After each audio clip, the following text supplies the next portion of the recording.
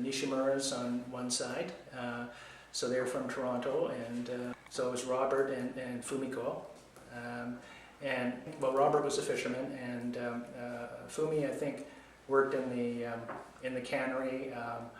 I think I went in once and she was making boxes or something, but don't think they had any kids.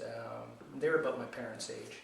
And then on the other side are Frank and Yoshiko Yoshida, and so she was from Japan, so didn't speak much English. Frank was a fisherman, and they would go out together fishing. And then across from us were the Shikatanis. He took me out crab fishing and went out abalone fishing, jigging for rock cod, and he liked to do those kinds of things, and I think he just liked to have a sidekick. My grandfather was kind of beyond that point, so I really had a good time with him.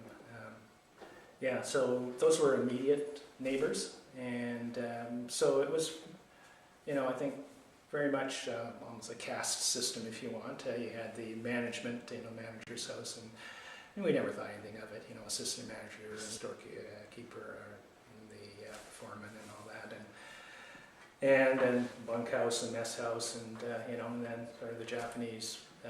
Maybe if they had their wives, they were raided a cabin. I don't know, because most of the Japanese fishermen stayed on their boats, and when I recall, don't think any of them brought their wives with them.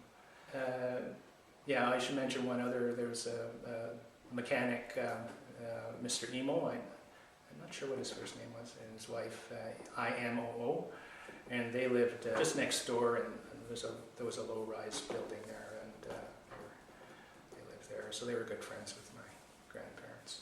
And my grandfather also was really good friends with Ole Phillipson, who was the manager here at one point, and then his son Keith.